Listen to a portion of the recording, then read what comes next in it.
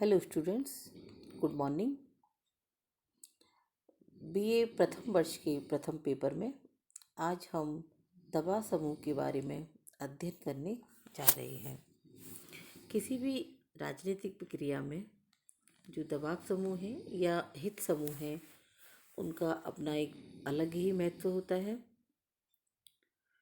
किसी भी राजनीतिक व्यवस्था में बहुत से हित होते हैं और गतिविधियां होती हैं जिनका कि संचालन करने के उद्देश्य से दबाव समूहों का उदय होता है और ये निरंतर विकसित होते रहते हैं।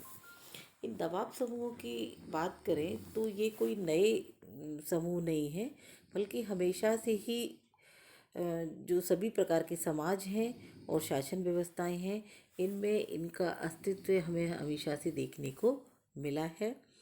वर्तमान में ये जो दल है, ये एक संस्था के रूप में कार्य करते हैं।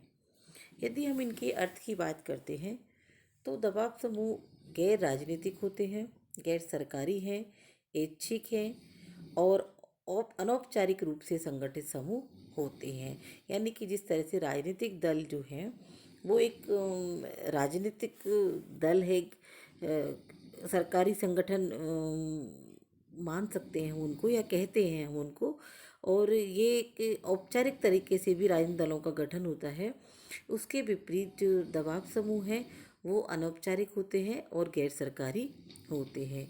ये जो दबाव समूह हैं, इनके जो सदस्य हैं, ये अपनी आवश्यकताओं की और हितों की पूर्ति के लिए उदित होते हैं या विकसित होते हैं।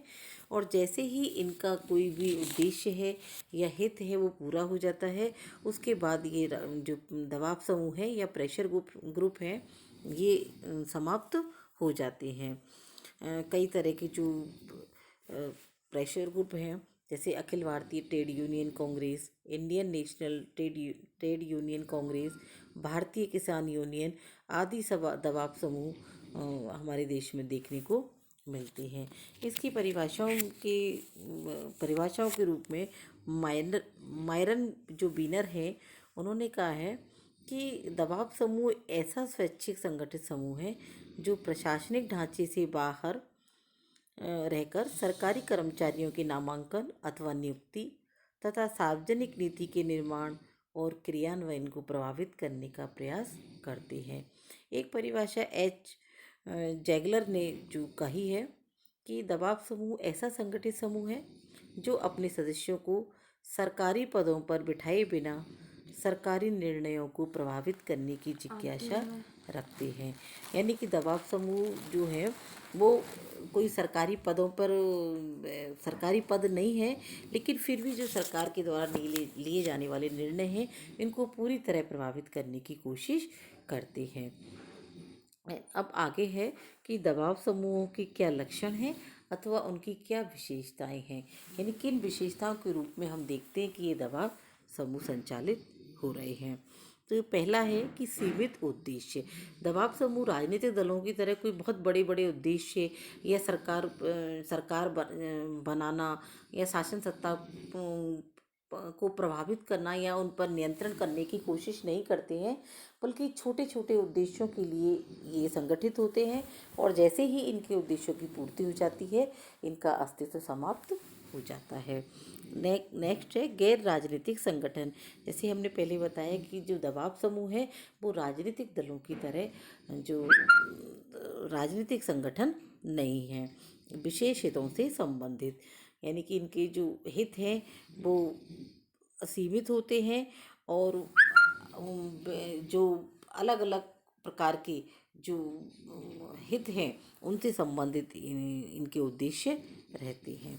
अनिश्चित कार्यकाल, यानी कि निश्चित कार्यकाल इनका नहीं होता है, बल्कि जैसे ही इनके उद्देश्यों की पूर्ति हो जाती है या इनके जो हित हैं उनकी पूर्ति हो जाती है, ये इनका अस्तित्व का समाप्त हो जाता है।